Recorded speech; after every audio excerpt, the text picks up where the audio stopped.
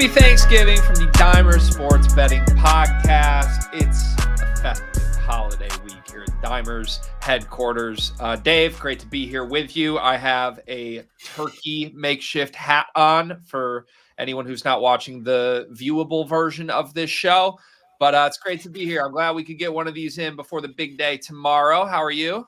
I am good, man. Very much looking forward to it. Going to be a nice Thanksgiving slate. We're bringing to you this special Thanksgiving-themed episode. We'll look at each of the games for Thursday. I wish you let me know it was Turkey Hat Day. I would have dusted mine off or perhaps made my own. I've got the construction paper and all, but that's okay. Next one, Christmas. We'll do Christmas tree hats. I'll have an ugly sweater ready for Christmas. This is all credit to our household's babysitter who made these for my daughter and son this week. I just stole one. It does not fit on my enormous head, by the way. That's why it's kind of backwards. But hey, we'll let it rock. As you mentioned, this should be a fun edition of this show. We typically do this twice a week. If you listen to us every week, you know that. However, only one episode this week, given the holiday week. So we are going to try and jam-pack a lot into this one. We will give you a Thanksgiving and a Black Friday slate preview. We've got a Thanksgiving touchdown parlay for you. As always, some of our typical segments, the Fantasy Waiver Wire College Corner. And it is still a Tuesday recording, so we've got some NBA King of the Court targets as well. But first, we have an announcement because we are launching DimeBot this week. Dave, can you explain to the people what exactly DimeBot is? Yep. So we've been working on this one for a little while. If you've been in the Discord, you've been testing it for us, actively using it, helping us work out some kinks, find out where we can improve it. Essentially a chatbot feature for the website that we will be implementing on dimers.com, as well as the in-development Dimers app that is targeted for release pretty soon. This will allow you to unlike a chatbot you see on other sites, this will allow you to request information from the website, be it best bets, props, projections, additional data that we have on site. You can ask it to spin you up a parlay. You can ask it for some insights on a specific game, all designed to streamline your experience on dimers.com and with Dimers Pro, give you the quickest access and most precise information that you are looking for, without sometimes having to sort through everything. I'll have a nice little feature for you that'll help you take care of that nice and quick. Coming soon, very, very soon, imminently this week. Keep an eye out on the site. We will have an announcement article. We'll have plenty of communications to our users regarding the launch. But very excited for this on Dimers and looking forward to implementing it, even perhaps in this podcast with a live demo or something when we come back from the break. Big time edition. I am someone who personally has obviously been around the Dimers verse for a handful of years. I think I'm going on like 5 years since I first came into contact with Jace and the great team at Dimers HQ. And, you know, I've had a relationship with this company in a variety of ways. I've worked as an employee at Dimers. I've partnered with Dimers in various, endeavors of mine in the content sports betting world. And one thing that I just truly love about what feels like the mission of the people behind Dimers is it's truly a community focused on trying to make things as easy as possible for sports bettors to have success, number one, and have fun doing it, number two. It's a tool that I've truly just used personally for years, and it feels like every single year there's some sort of tweak or addition or new feature being added to it that makes it even better. And DimeBot is certainly going to be the latest in a long line of those types of improvements. So kudos to the entire team that had a hand in this. Congratulations on the launch of this. And I have my highest words of encouragement to anyone listening to this to go check it out the moment it comes out. All right. With that said, we turn to a look back at last week. Let's run through some of our biggest wins from the week that was. Should have bet that. Nothing like a best bet sweep to take us into a holiday week, Dave. Yep, it was real good. Small caveat here, sweep if you bought the half point or full point in the Cardinals game, but that's what Greg and I preached all week. We said the 2.5 was okay, but honestly, in a situation like that, much better. When it was at +3, we saw the Dimers model still found an edge on it. So small caveat there, but if you listened to us and followed our advice, you did sweep the best bets. As well, the top overall bet, which I had mentioned, was Browns +4 at over 62% probability, but we decided to stay away given the Shedeur standard start. Sweat-free, cashed anyway. So very good outing for the Dimers model with NFL game lines. Greg, you cashed the A.J. Brown ladder. Sweat-free, 60+ in the first quarter. Hit the first leg in no time at all with a touchdown and everything. Almost a 2-touchdown game, but he takes you all the way up to 100. Just shy of 120 plus, I believe, the max ladder. So a very, very good outing there. And college football touchdowns on site were dialed in this week. Talked about this before. Mix of high value and tutty threat signals. When you see that combination on the site, usually a good one to look at. I myself cashed a little six-legger with this from the site. I can also confirm that we had Arch Manning for an anytime touchdown on there, not over 50% for a tutty threat, but he did find himself with a receiving touchdown on site. So there were plenty of college football and NFL betting angles in Dimers Pro this week that were all pretty profitable, from game lines to props to touchdowns, pretty much all the way around. The college models are just printing money this year. I mean, we do our best to bring you the college corner. We've got more picks for you later this show, but like I'm using it for college basketball too right now. And every single day it feels like there's just edges being identified that have just taken us to the green. So I'm glad you highlighted the props, because we don't spend a ton of time talking college props, but the same way we talk NFL props, projections, all of that, you can use the same type strategy and helpful tools in the college sports betting world, which clearly I'm a big fan of. So make sure you go check it out. Get Dimers Pro, promo code podcast, get you 50% off your first purchase of Dimers Pro, where all of this data is readily available to you. It's time to go through our takeaways from week 12 in the NFL. The week that was. I can't believe I'm asking you this question, but as we sit here heading into week 13, I feel obligated to do so. Are the Carolina Panthers taking the NFC South? They very well may, man. The Bucks circling the drain right now, 1-4. I think their last 5 games, just absolute no-show against the Rams, who very good team, looking like the best team in the NFL. Matt Stafford, we talked about MVP last week, and Jonathan Taylor and stuff. He's minus 220 now to win NFL MVP. So if there was a team to get absolutely blown out against, it was that one. But it's not looking very good in Tampa Bay right now. Baker Mayfield's got an injury to his non-throwing shoulder now, could miss some time. Only a half game back for Carolina. They still haven't had their bye yet. They're going to get it this following week after Thanksgiving. Bucks get some soft matchups coming up, better than the Panthers schedule, but they play each other twice in the final 3 weeks, I believe. Might be the final 4 or final 3 weeks. So this could very well come down to the last couple games of the season. The Panthers are plus 550 to win the NFC South right now. We had them at 14.5% coming into this week. Just about fair odds right there. Probably not going to change very much with them both losing this past week and the standings effectively remaining unchanged. But we have to wait for our update, to see the future probabilities. But it just certainly feels like a play given how these teams are trending. The price compared to a half game discrepancy with the stretch run and 2 head-to-head matchups coming up. It's crazy. They won't go away. I mean, truly. No. And they had an opportunity, obviously, in the Monday game to, really get over that hump, and ultimately fell short. But they're right there, given what's happening in Tampa right now with Baker's potential lingering injury. I think it's a very fair consideration that Carolina could emerge out of nowhere to steal this division. What about the Colts? We've spent a lot of time this year discussing our personal belief in this team. I think at one point we floated getting an Indianapolis Colts future on the card.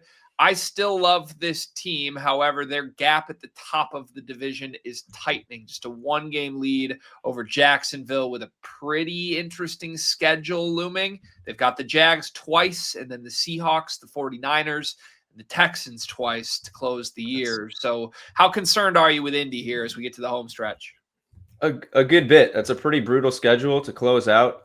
Texans twice alone, Jags twice, just as division matchups, and obviously the race between the two of them. But the 49ers, the Seahawks, excellent defenses here down the stretch, which is pretty much a horror show for a team that was rolling offensively and struggled to do what they do best against a pretty good Chiefs offense or defense rather. But not a crazy game from Jonathan Taylor. I don't believe Daniel Jones attempted a pass more than 20 yards downfield.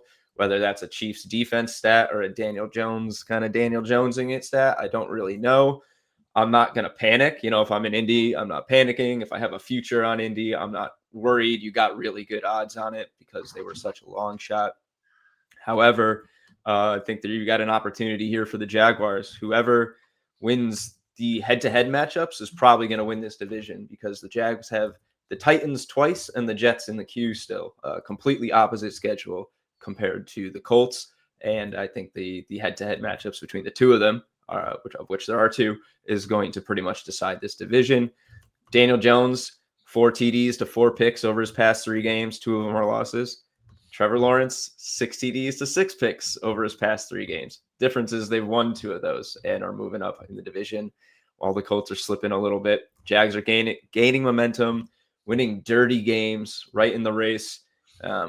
Certainly in play. Not as much of a long shot as the aforementioned Panthers. I think they're plus 265, the Jags, but both of these teams, the Jaguars and the Panthers, making some moves in what looked to be pretty runaway divisions even 2 or 3 weeks ago.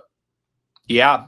I don't know what to make of Indy. On one hand, I actually thought they looked like the better team for 55 minutes of that game against the Chiefs. On the other hand, great teams, contender teams, I don't think let that one slip. And you open the door, and just couldn't close. One big play late, one big first down, one big drive, and just couldn't get it.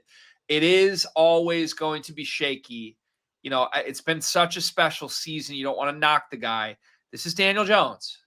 Just say that out loud. Can you really put your faith in a Daniel Jones team to win a Super Bowl or make a run to a Super Bowl? I tend to think they're still in the mix, but I don't know. For me, that was a sad one because to me, they should have already closed the door on this division as a team I've enjoyed watching this year, and they haven't. It's going to be interesting. What about this? What about a little divisional round robin here? Any interest in that? Yeah, I think that's good. You take the Panthers here plus 550, the Jaguars plus 260, plus 270 or so. And then personally, I'd say take your pick in the NFC North with the Bears, first place with the best odds. Then the Packers and the Lions all at plus money in that division. Pick your winner, play a little round robin. If 2 of them come out, you're looking pretty good. And if you get both the upsets, you're cruising. So pretty nice. Not that you shouldn't play them straight if there's value, but what's that? In that NFC North, who would you personally back? You can break my heart too. It's okay. Personally, I'd take the Bears. They're in pole position. This is without really looking at their end of season schedules. That would sway me, I think, one way or the other. But they're in pole position. They have a winnable game against the Eagles coming up here on Black Friday, which we'll talk about. And they're hot win streak. Getting another team getting it done with dirty wins, and those are sometimes the teams that you just want to back because they're unpredictable and you're getting the value on them. So yeah, winning ugly is a skill, and a lot of times I think narratively fans like to claim that if you're not creating big separation, it means something about your team. Now, sometimes that can be true, but I'm telling you, I watched Ben Johnson coach my offense for years. There's a gradual step to taking a bottom dweller into a contender. He's in the middle of the fun part right now. He's winning games that feel like they shouldn't. All of a sudden, there's a belief in that locker room, and I think the numbers back it up. When they've needed big plays, they've had them on both sides of the ball. So I like the Bears shout. I don't think my Lions are winning that division, and I like the round robin idea, to be honest. Panthers, Jags, Bears, lock it in, even though my Colts bandwagon fandom suffers just a little bit. All right, we only went with 2 takeaways this week, given we got a lot to get to later in the episode, starting with a preview of our Thanksgiving slate. Yes, all right. So nice, banger Thanksgiving slate. We got Packers, Lions, Chiefs, Cowboys, Bengals, Ravens, and then the Black Friday game, Bears, Eagles. Very, very good slate of games. So instead of doing our early top 5 spreads, we're just going to look at these 4 games. A couple of them are or would be featured in that segment as usual. But just to recap, last week, the early values went 2-1, 3-0 with the best bet values on Thursday, as we mentioned. Just use the site in the interim between Thursday and Sunday to see what the top spreads are that we would otherwise be talking about on Thursday's show. You can always reach out in the Discord, whatnot, if you have any questions. And I will just mention out right now that the top overall probability is in Steelers-Bills. Big 68% probability on Pittsburgh plus 4.5. Surface level, I'd say I like that play as the Bills are just kind of been an up and down mess. Steelers have been pretty consistent. One with Mason Rudolph versus the Bears. Would have nearly won, with Mason Rudolph versus the Bears. Would have covered this number in that scenario. So I'm not going to dive into it because it's a Thanksgiving show, but just letting you know, it's Steelers, Bills atop the probability board, and I like the number early on. Yep, I agree. I endorse that message. All right, we'll take you kind of game by game through these Thanksgiving and Black Friday games, the primetime type spots everybody's going to be watching, unless you're out shopping, of course. And if you are shopping, 50% off Dimers Pro, promo code podcast, just saying. Packers, Lions, the first game on Thanksgiving. My Detroit Lions favored by 2.5 here. Our total is at 49.5. And as we dive into this in the hub, looks like no real sway on the spread, but a decent probability for Lions outright here. Yep, no edge either side of the spread or total. Actually, a little bit of a negative value. I mean, it's pretty close. You know, they're minus 105 odds there, and we got it 50%. So you're almost getting even money. It's not like a bad value or anything, but the model's just not finding a plus EV opportunity here. Pretty much fair odds for the Lions here, 0.5% edge, but 59% to win, which is pretty substantial for a 2.5 point spread team. I feel like usually we see those a little closer to like 56, 57. So seems like the model's giving Detroit a little bit of a bump here. Maybe home, maybe it's the comfortability of playing on Thanksgiving for them, but absolutely huge game with the NFC North completely hanging in the balance. 1 game difference between the first place Bears and the third place Lions. Packers smack in the middle of them. As we mentioned, the Bears get the Eagles this week. Winnable game, or losable. We could see this whole division flip though.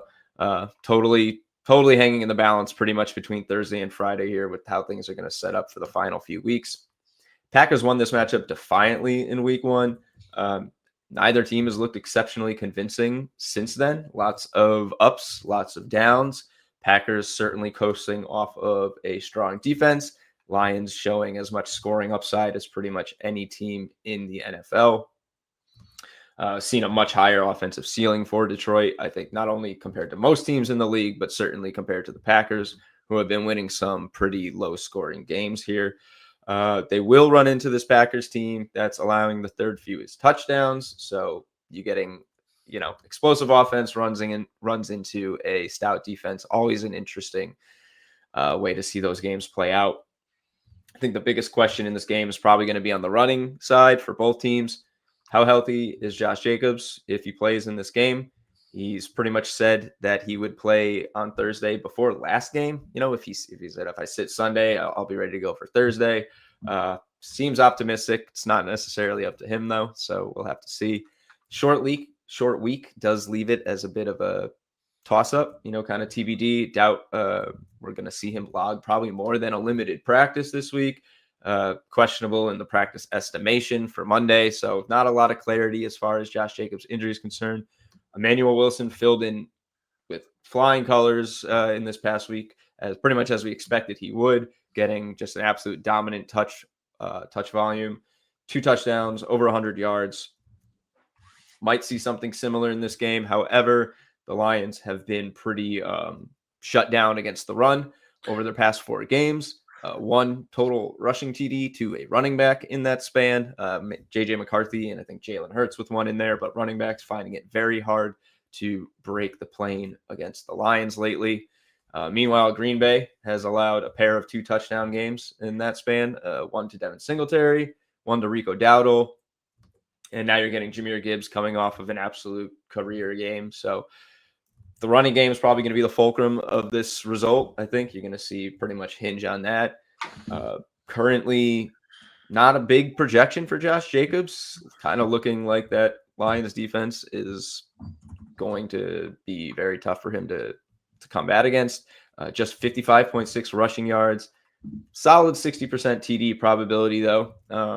But you're seeing in his odds, I think he's around minus 135. This is a guy who's been minus 280 in recent weeks to score. So significant hit to the upside for the rush for Green Bay. If he sits, should be another big game for Emmanuel Wilson, at least volume-wise. But I wouldn't expect 100 yards and 2 touchdowns.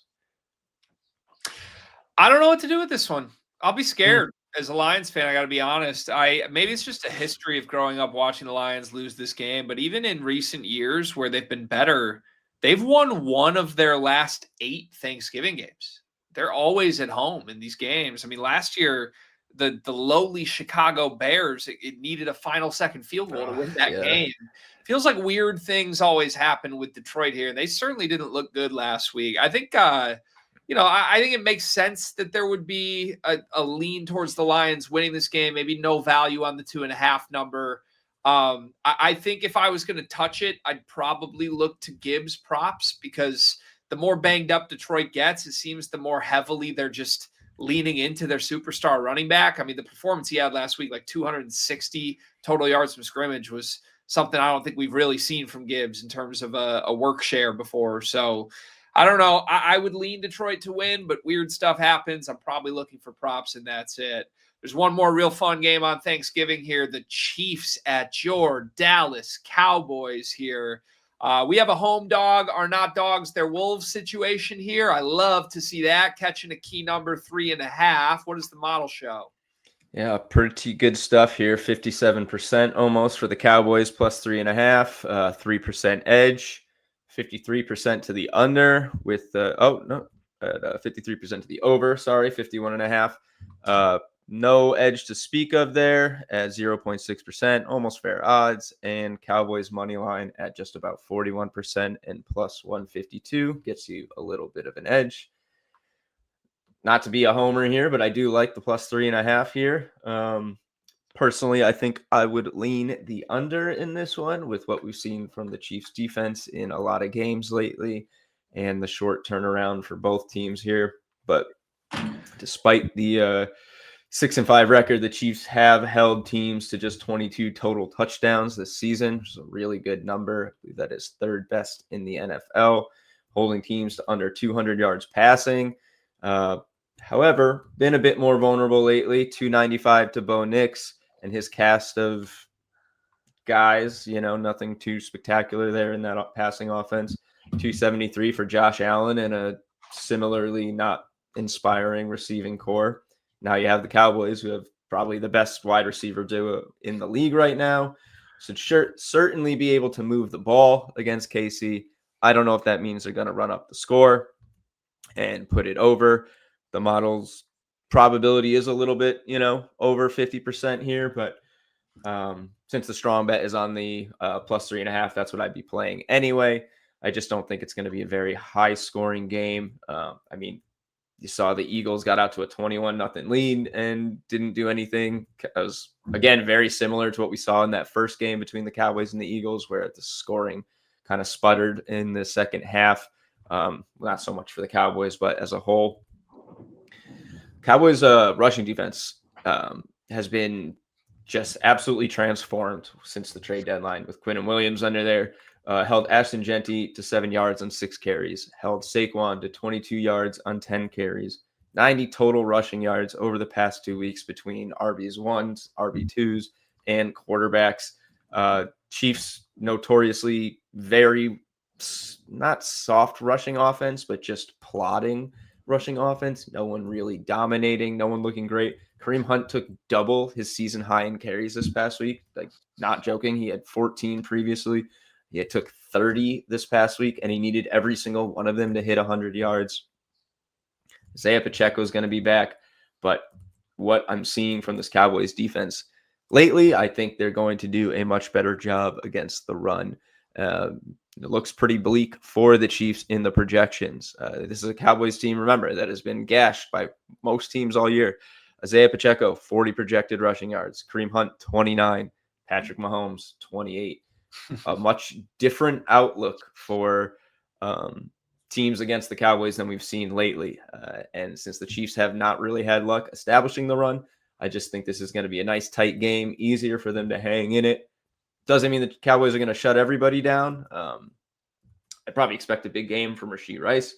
He's a little banged up, I believe, questionable with a hamstring injury. Another one who's probably not going to practice in more than a limited capacity if he's questionable in the Monday's practice estimation and a short week, but currently projecting him for 76 receiving yards, a 48% touchdown probability.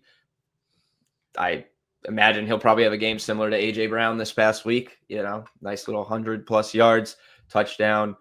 Still not something the Cowboys have had great success at, is shutting down wide receivers, even though they've looked a little bit better in recent weeks. Might play that same ladder and follow you into the dark with that one, Greg.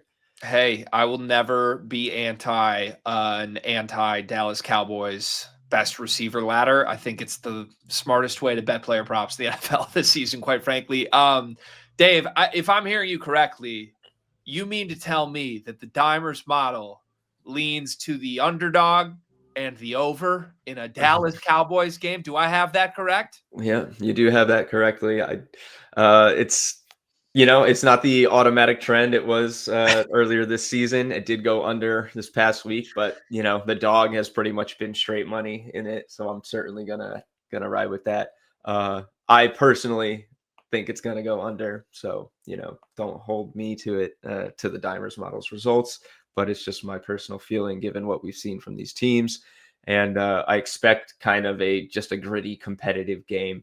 The Cowboys are playing with a lot of momentum here. The Chiefs still kind of looking for their identity. And, that Cowboys offense is just ridiculous. It's very hard to keep them out of the end zone, as you saw this past week. Eagles did so for the better part of 2 quarters and lost the game. So, yeah. All right. I like it. I'm going to do something I very rarely do. And I'm going to kind of let what you're saying go in one ear and out the other as far as the under goes.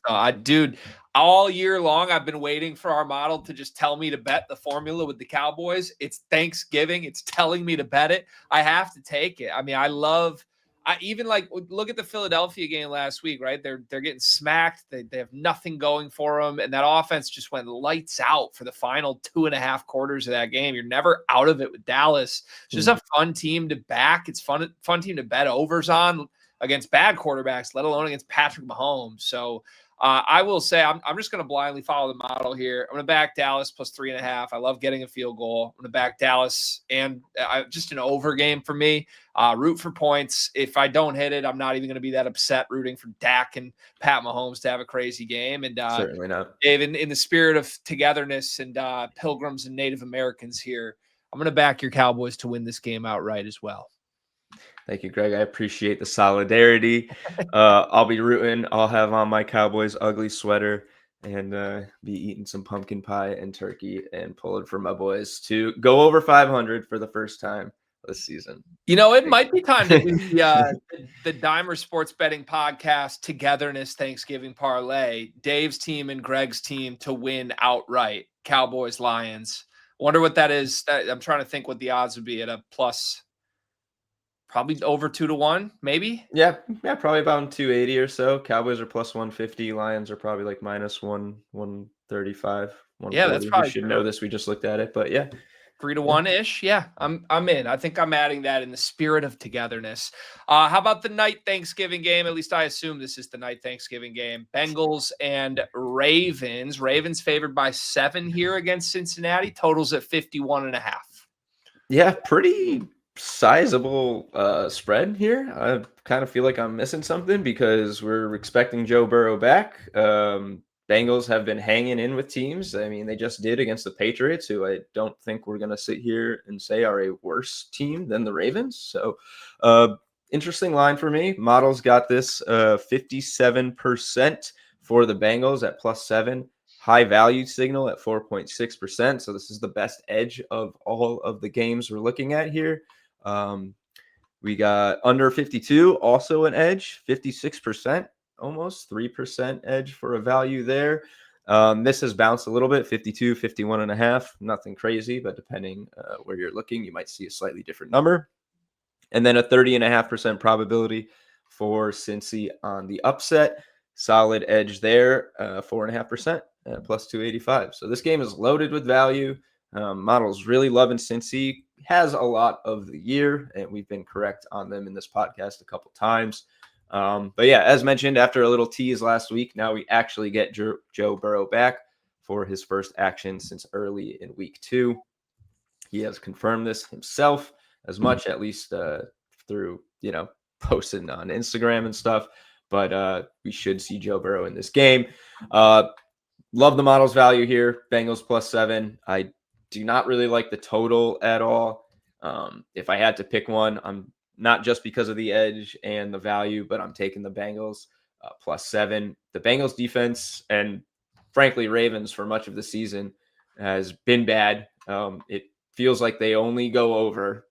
They are both tied for 7-4, which is the best over record in the NFL. So they don't only go over, but they do more often than any other teams in the league. Both of them. There could be an adjustment here with Burrow back, but I really just hate what I'm seeing from the Ravens offense lately. If you've got Lamar in fantasy or have been betting on him to do anything with touchdowns lately, you know exactly what I'm talking about. Under 200 passing yards in 3 straight games, 57 total rushing yards, and no scores in that span on the ground. A 1 touchdown to 2 INT ratio. Just a very bleak, gross, unreliable output of this offense. Zay Flowers has 5 receptions twice, I believe, in the past 4 games since Lamar returned. That is the highest by any pass catcher in this offense. He led the game with 4, and I believe he led the game with 3 in 2 other games. Just really gross stuff from the Ravens offense. So don't really love the number here. I would stick with the spread more than anything because you're getting bad defenses and unpredictable offense, which is just a rough combination to navigate for me. Props wise, looking at projections here, I mean, Derrick Henry should steamroll. Model has him 92 projected rushing yards, 67% TD probability. Bengals have the 31st ranked rushing defense this season, have been bad all year consistently, not seemingly getting any spots where they've been able to slow anyone down, really at all, but particularly on the ground. Another interesting angle for me here, which is one we've talked about a lot on the show, but the Bengals still at this day have the worst defense versus tight ends. Hunter Henry was the leading receiver this past week with 7 catches, 115 yards, and a touchdown. Got a 41% touchdown probability for Mark Andrews. Looks like a pretty good Mark Andrews spot for me. He's been a little old reliable for Lamar Jackson lately, even though he's not been doing a whole lot. He's got 4 touchdowns in this past 4 games. One of those is the fake tush push rush for like 35 yards, but 3 receiving touchdowns as well. Mark Andrews probably in a very good spot here. And with Zay Flowers leading with about 5 catches, I think you want to look somewhere else for some offensive production. I can totally see the line of thought here. I think I'm confused. My first glance was the same gut feel that you had of that's a big number. It's a big number for a Cincy team that we were on last week, that the model advised to be on last week, that honestly, it got a little dicey late just at the number, but like pretty much cruised to a cover, was leading that game for much of the game. I haven't trusted Baltimore all year long. They've gotten better, obviously, as they've gotten healthier, but this is a pretty clear, just like play the number to me. Getting a full touchdown against an inconsistent Ravens team with a Bengals team that's been hard to put away, no matter who's been out for them. I think that's where I'm headed with this game without too much debate on it. If the model shows a slight edge, that's enough for me. One more special game this week is the Black Friday game. You alluded to it earlier in the show briefly. It's Chicago at Philadelphia. Eagles by a full touchdown, total at 44 here. Bears have been a hot team for our model this year, and it looks like we're showing value again. At least as far as covering the spread in the final projected score, we've got 25-19 Eagles, but a total 50-50% toss-up on the probability. It's not one that I personally like have a strong feeling against, but it similarly to the Bengals game, it just doesn't feel like kind of the right number for what we've seen from these two teams lately. Eagles having tons of difficulty scoring late in games, Bears winning dirty, often with fourth quarter comebacks, big ones sometimes, over 14 points to come back from in that Giants game, coming back with multiple lead changes late in that Bengals game. Just a game that doesn't seem like it should be 7 points, especially after what we just saw from both these teams this past week. Total negative edge in all three markets, so not really any value to speak of whatsoever. 52% probability to the over, so if you're looking for any type of lean, that's what we got here. Don't hate that at all, especially with all those late Bears scoring opportunities that they've had. It's a good way to push the number over, especially at the end, a little backdoor. The Bears money line, 26%, plus 265. Not fair odds there. Unlike the last two games, just really no edge to speak of in this one. Both teams sport 7-4 against the spread records this season. They're both 8-3 division leaders, so a lot of similarities between the two on paper.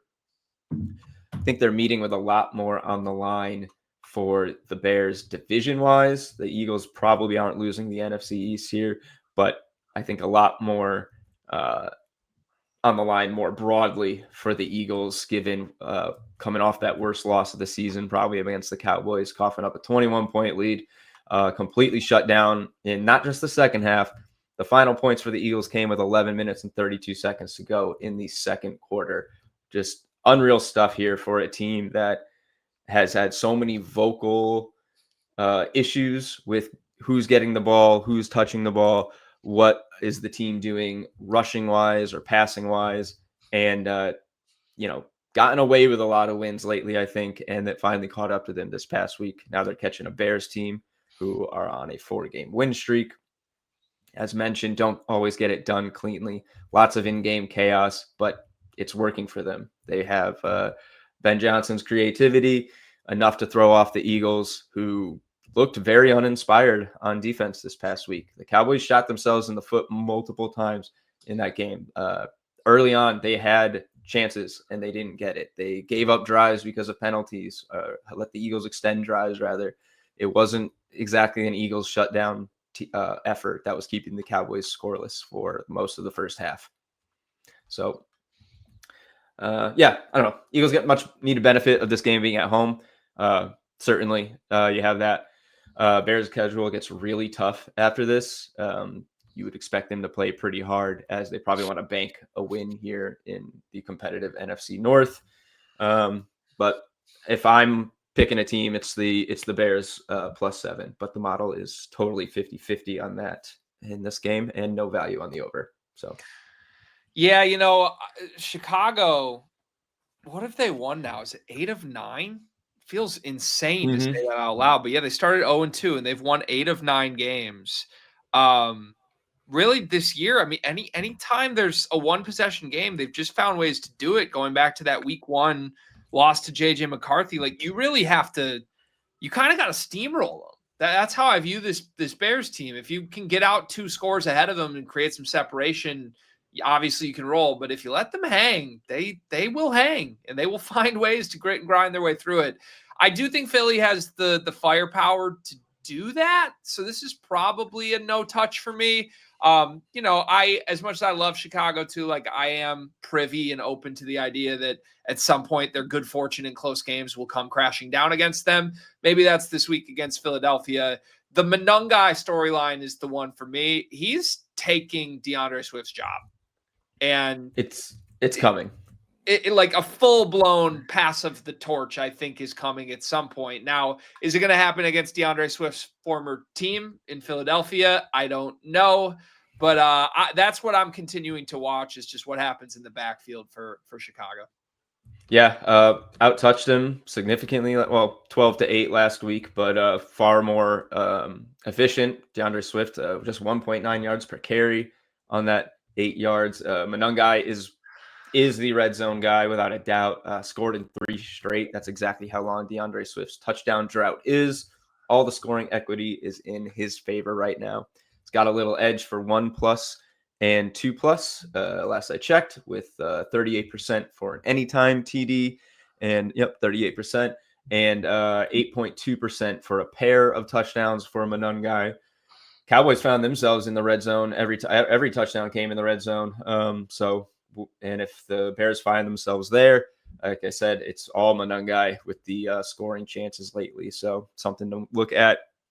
Saquon Barkley also 44% TD probability, 78-yard projection, coming off his worst game since Week 15 of 2023. Fortunately, does get a Bears defense allowing 138 rushing yards per game. If Saquon were going to have a bounce back game anytime soon, it would be this one. I think the Eagles' chances to probably win this game, or at least cover the spread, cover the spread, would lie in Saquon having kind of a vintage game here. If the Bears can shut him down similar to the way the Cowboys did, I think it's going to be a very long afternoon for Philly. Yep. Is it an afternoon? 3 p.m. Yes, afternoon on Black Friday. Nothing like a 3 p.m. NFL kick on Black Friday. You gotta love this week, man. Isn't it the best? Yeah. All right, Dimers Pro. Make sure you have it this week with all these random game times and just so much sports going on. Feast week in college basketball, rivalry week in college football, special holiday week of NFL. Whenever you wake up and you're like, oh no, there's games in an hour, I need to figure out what I'm placing my bet on. Dimers Pro will help you. Make sure you get it 50% off with promo code podcast. You can get your insights for every single game this week.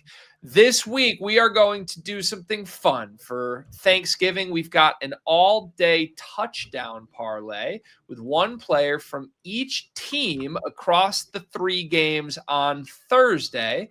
I'm pretty excited for this. Dave, take it away. Yep. So I've dubbed this the Turkey Trot TD parlay at plus 101.51 odds. So you're getting over 100 to 1 odds here. Please bet this very lightly and responsibly, because if you hit this, you're good for the whole season, frankly. So what we've done, as Greg mentioned, is pick one player from each team here, and I'll pull them up and just go through some of the logic and reasoning between each guy. A bit of a mix of top probabilities, edges, and some good matchups in here, most of which we've already touched on. And this is kind of the coming to fruition of our Thanksgiving slate preview. So without further ado, here we go. Starting off with Amon-Ra St. Brown. He is the highest TD probability in this parlay, second highest of his game. He got Jahmyr Gibbs at 70% in that, but pretty healthy juice, minus 220 or so for a touchdown. So we're going to go with Amon-Ra here. Pretty good Packers defense, but they're going to have to get more than just Gibbs going, I think, to hang in this game. And as you mentioned, it's a very important game. 10+ targets in 5 of his last 6. Should see that volume again with us projecting him for 6.8 receptions. At plus money with over a 50% probability, you get a little bit of an edge here on the Sun God.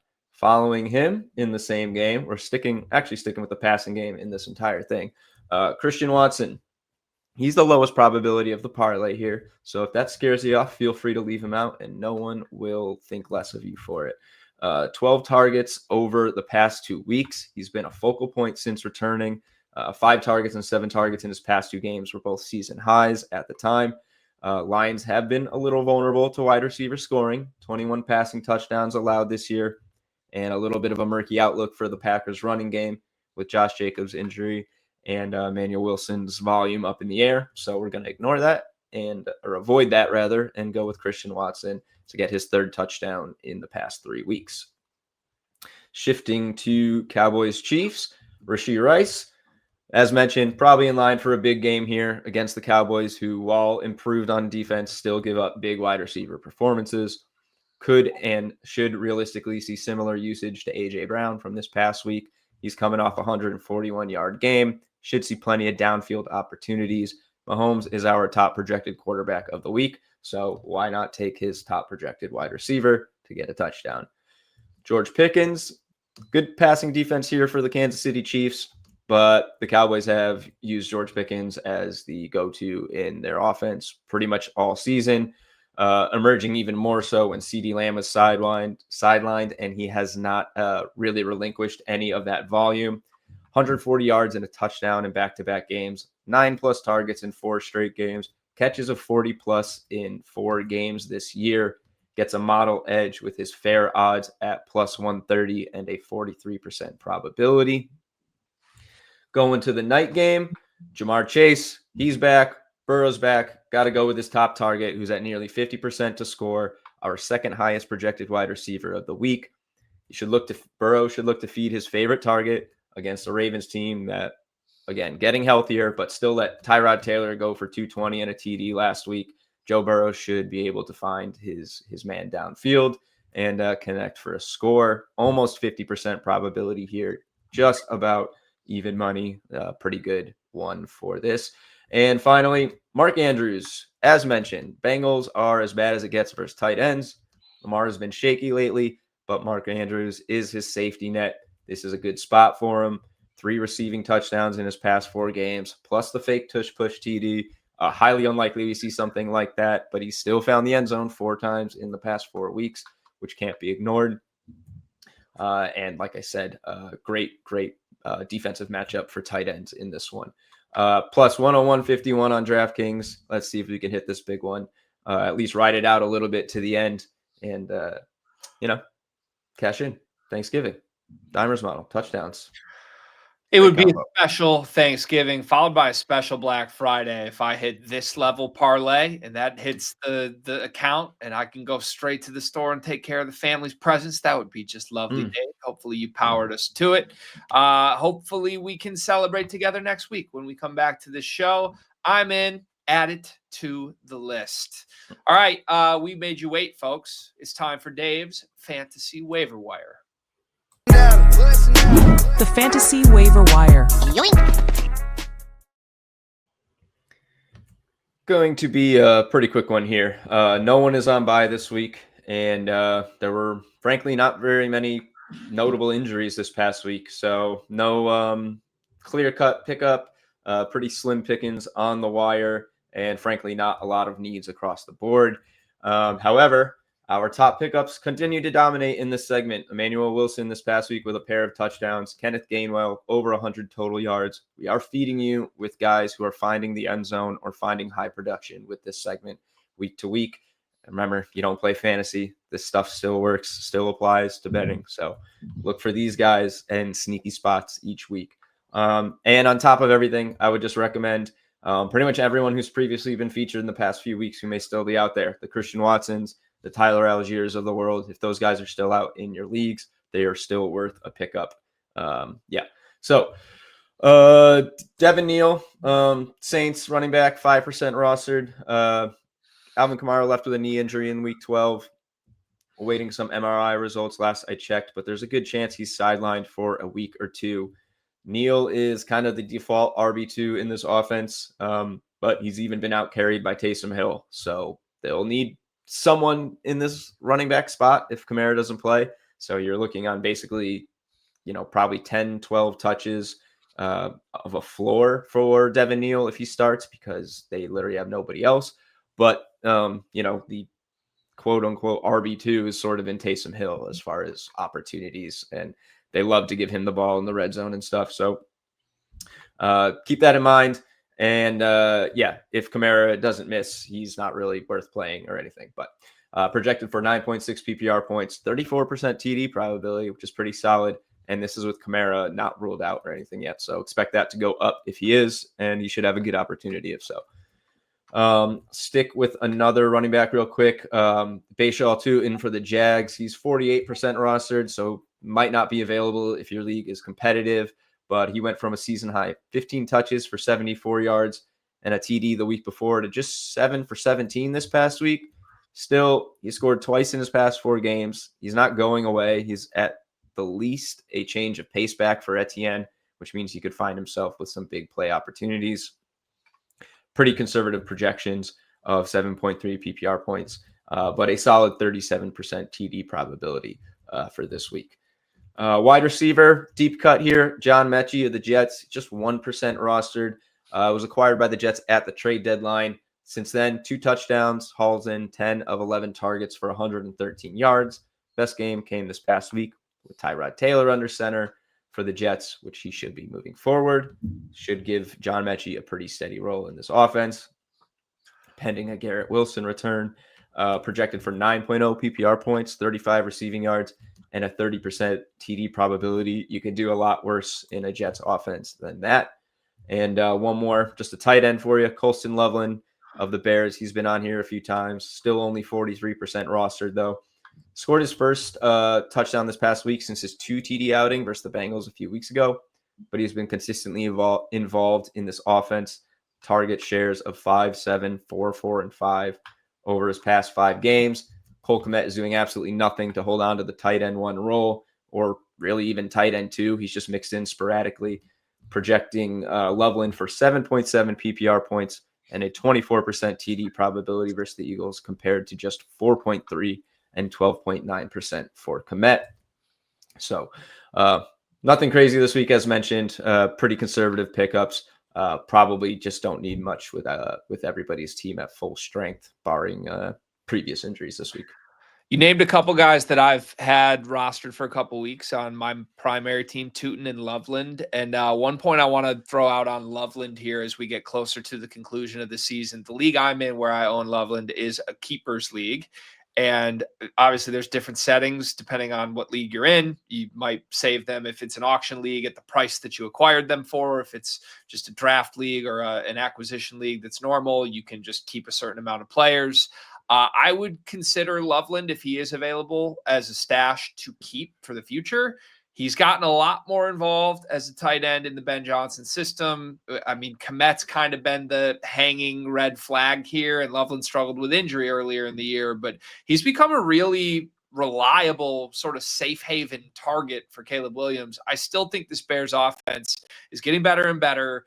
It's a long ways away from what it could look like in a year or two. They drafted Loveland so damn high in the NFL draft. I think there's a good chance we look back in a year or two and he's a Trey McBride level player. So the fact that 57% of leagues still have him on the wire, if you're in a keepers league, I would highly recommend throw him on there. Maybe keep him in one of your spots going forward. Dave, thank you as always. Always good stuff.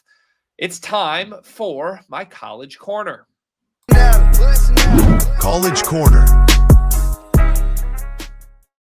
After the sweep 2 weeks ago, we went 2-1 last week, so it has been a very hot run for the model in recent weeks. And I got to say, we've done this, I want to say maybe 8 or 9 weeks now of the college football season. Dave, I don't know that there has been 1 week of the season that I have been more excited for the 3 picks I've isolated than this one. These are just, it's a fastball down the middle, right in my wheelhouse. All 3 of these were my top 3 individual plays this week before looking at the model. Big Ten country for all 3. If you follow me, you know I'm a Big Ten guy, so I know this one well, and I'm feeling confident, my friend. We start with Iowa and Nebraska, under 38.5 here. Now, Nebraska's playing with a backup quarterback. Dylan Raiola is out for the season, and he is not moving the football. I mean, they had a decent debut for him a couple weeks ago, and then with a week to prepare, the Penn State defense just completely shut down this Nebraska offense last week. Then you look across the aisle here to the Iowa Hawkeyes, a program obviously known for unders. I think this is the 3rd consecutive week we've had an Iowa under in our best bets for this segment. They're just struggling right now, and everybody expected it to be a really bounce back performance last week against a dead Michigan State team. More on them in a moment. Iowa struggled and nearly lost that game, if not for some fireworks very, very late. I think this is just going to be a total rock fight, a game of field position, kind of a throwback Iowa football game. given how good the Iowa defense can be, it would not be a surprise to me if they shut out Nebraska's backup quarterback-led offense. And on the flip side, I don't know how you can look at what Iowa did on the road against Michigan State, or at home against Michigan State last week, and feel confident that they can score. It's a low total, but it's a low total for a reason. One of our highest probabilities of the week, a 59.6% probability. We rarely see a number that is rounding up into the 60s, even on our site. So that's the best play of the week. From there, I've got another total in the Big Ten here. Indiana and Purdue, rivalry game of sorts, over 54.5. This one is also a high probability, a 57% probability. I think Indiana could cover this on their own. Truly, this is a game where a year ago, Curt Cignetti, in year one, with a less potent offense, hung 66 points on a miserable winless Purdue team, beat them 66-0, and sent Ryan Walters, the former head coach, packing with a kiss on the cheek on the way out. This year's Purdue team is a little bit feistier, but they've lost 17 consecutive games in this conference in the last 2 years. Curt Cignetti had 2 weeks to prepare for this. Both teams had a bye last week. He's trying to get his quarterback the Heisman Trophy, mind you. Fernando Mendoza is the leader in the clubhouse to win the Heisman. A 5-touchdown, 400-yard week here and a 60-point win over the rival would assuredly do that. They had no issues doing it last year. This Purdue team, much has been made of their competitive gene. I just don't buy it. I don't see it. Neither does the model. 57% probability. If we get any points from Purdue, it's a bonus. But truly, if Indiana falls short of 56 points on their own in this game, I will be surprised. The final play on the card and the final play of the regular season for the Dimers model here in Big Ten country is a woeful end to the Michigan State Spartan season here. Michigan State at home. They are the other winless team in the Big Ten this year alongside Purdue. Jonathan Smith, the head coach, everyone is waiting on if he will have his job next year, including him. He went to the podium this week, and when asked, hey, have you had conversations about your job? He said, I don't know. Your guess is as good as mine. Guess what? It's not good when the head coach has to say, I don't know if I'll be the head coach 2 weeks from now. This team has been so miserable, and they got credit, I guess, for last week keeping things interesting against Iowa. I think it says a lot more about what Iowa is right now than what Michigan State is. Maryland, as an offense, can score. They can move the ball up and down the field, even against the best teams in this league. They jumped on Indiana early. A week ago, they were scoring points very early in that game against Michigan before being stifled in the second half. There's no stifling coming from this Michigan State defense. Catching Maryland as a 4-point underdog, I like the Terrapins outright, but if you want to play it safe and take the 4 points, I think it's a high probability play. Dimers agrees, 58% probability. All three of these plays right in my personal favorite conference wheelhouse. It would be a great bow on the end of a great regular season run for the Dimers college football model. Great stuff, Greg. Not the first time. I think you said you thought Indiana could cover a total themselves, and I believe they did very easily in that last one. I think it was something like a 54-0 shutout, maybe a Nebraska game even. I'm not sure, but it was a good one. It was a good insight, and I love to see it back again. All three of these with high value, 57% probability or up. Looks like a very good card for this Saturday. Yes, sir. Now, disclaimer alert. Sometimes when we come out and say, I'm the most confident this week, that's when betting humbles you. So betting gods, I hear you. I know you're here. Just bless us this one holiday week, please. And thank you. Make sure you throw us a like on this show, by the way. Give us a subscribe wherever you get your podcasts. That would be lovely. We do this twice a week normally, only once this holiday week. But if you're watching us on YouTube, make sure you subscribe to the Dimers YouTube channel. We've got a bunch of good stuff for you over there as well. Let's turn to the NBA next, Dave. King of the Court is back. This is one of our favorite promotions in sports betting. It's with DraftKings. They do it every single Tuesday. If you bet $5 on any player prop market, points, threes, assists, rebounds, whatever you want, you can use your King of the Court token. And if that player leads all players in the NBA that night in total points, rebounds, and assists combined, you and everyone who picked that player we'll split a $1 million bonus bet pool. We've tried to lay out the foundation every night in recent weeks on, hey, here's what to expect. Here's the favorite. Here's some long shot opportunities. So what are we looking at tonight? Yep. So just preface this with saying, these projections have been on point. We've nailed 2 long shots. We've had the highest total PRA featured in every single one of these targets. We had a week where we had the top 4 all featured. When it's been chalk, the models accurately predicted that chalk player to lead them all. It's not even been like a chalk top 3 option. It's been the chalk number 1. The models accurately predicted that. So yeah, a lot of benefit to following this. Tonight is just a 3-game slate. So there's going to be a lot more bets being placed on everybody, but particularly the top guys, which is why personally I think it is even more important to kind of take a deep cut shot here. But let's look at what the model has, and you guys can all decide for yourselves who you want to roll with. We're starting off with, unsurprisingly, Luka Doncic is the top projected player tonight. 49.0 PRA, playing the Clippers. 2-time promo winner of the season, projected to be the 3rd time tonight. That'll be the first ever someone has done that. Highest nightly floor in the league, probably second maybe only to Nikola Jokic. Only 3 games under 50 PRA in November. Would definitely need an off-scoring night to not hit this and wear the crown once again. We'll say his matchup versus the Clippers features pretty few positional edges. They do allow the second most assists to point guards, but are otherwise a pretty middle tier offense or decent, defense. Defensively, Luka's expected to pace the slate again. It'll take someone to knock him off, but there you have it, 49.0 PRA. A guy who I think would be a very good target on a 6-game slate, but is likely going to be very popular tonight, given his matchup and the 3 games. Jalen Johnson, projected 40.7 PRA. Best matchup of the night against the Wizards, always is. He's absolutely gone off since Trae Young's injury. 3 games without a double-double since Trae Young's injury. He had no games with a double-double before that. Just absolutely uptick in all facets of the game. Recently peaked with a 64 PRA outing versus the Jazz, who are another very good target in this promo, coming off of 47 PRA versus the Hornets. Specifically, the Wizards' terrible defense allows the most points, rebounds, and the second most assists, particularly to forwards. Massive ceiling tonight for Jalen Johnson.